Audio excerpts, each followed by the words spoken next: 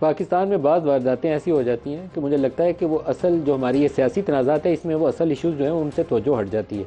अभी पिछले चंद रोज़ से पंजाब के अंदर आप ख़ास तौर पर जो गंदम के काश्तकार हैं उनके एहतजाज देख रहे हैं, लेकिन उसके साथ एक बहुत बड़ा स्कैंडल है जिसके ऊपर हमें प्रोग्राम पे प्रोग्राम करने चाहिए और ज़िम्मेदारों को तयन करना चाहिए कि पिछले 6 माह में मोर देन $1 बिलियन, $1 अरब से ज़्यादा हमने IMF से $1 अरब लिया और उससे हमारी नाक के कीड़े निकलवाई हैं उसने। ना पॉलिसी रेट नीचे लाने देता है, ना एक्सचेंज रेट को कहता है ठीक करो, जहाँ गिरा हुआ है गिरे रहने दो। इंटरबैंक से हम डॉलर बाय कर रहे हैं, $4-5 अरब रिजर्व बनाने के लिए पैसे नहीं है पास, और $1 अरब हमने क्या किया, गंदम की इंपोर्ट पर लगा दी जिसकी हमें ज़रूरत भी नहीं है, रखने की भी जगह नहीं है। और बम्पर वीट क्रॉप है जो हमारी डोमेस्टिक रिक्वायरमेंट से भी कोई 1.8 मिलियन टन ज़ायद है इस दफ़ा, अल्लाह का खास इनायत है, लेकिन हमने 36 लाख टन मंगवाई और अप्रैल के महीने तक मंगवाई हुई है। जब कटाइयाँ शुरू हो जाती हैं मिड ऑफ अप्रैल कटाइयाँ शुरू हो जाती हैं और हमने अप्रैल में भी आखिरी कंसाइनमेंट मंगवाई है।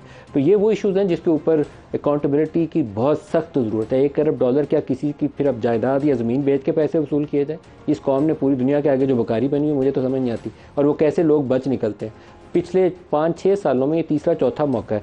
PTI के दौरे हुकूमत में सेम क्रॉप सीज़न के अंदर वीट मंगवाई भी गई और री एक्सपोर्ट भी की गई क्योंकि पास ज़रूरत से ज़्यादा आ गई थी। शुगर मंगवाई भी गई, फिर एक्सपोर्ट के लिए सब्सिडी भी दी गई, अब दोबारा वीट इंपोर्ट कर ली गई है। तो ये अज़मा आपसे स्टार्ट करता हूँ, वेरी शॉर्ट आंसर, लेकिन क्या ये जुल्म नहीं है इस कौम के साथ, गरीब मुल्क के साथ जो दुनिया के आगे तो बेकारी है, लेकिन यहाँ $1-1.5 अरब की फक्की कोई ऐसे लगा के डकार जाता है, पता ही नहीं चलता किसी का।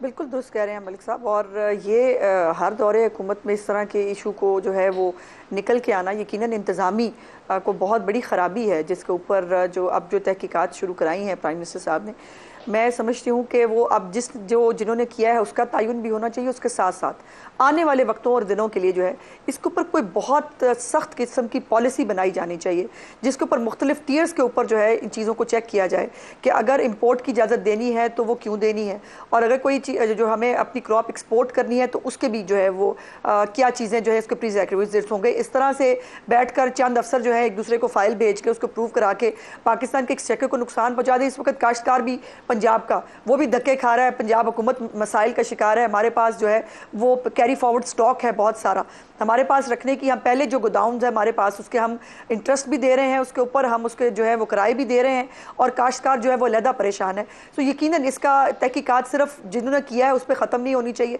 इसके लिए एक स्ट्रिक्ट पॉलिसी जो है वो फॉर्मुलेट होनी चाहिए।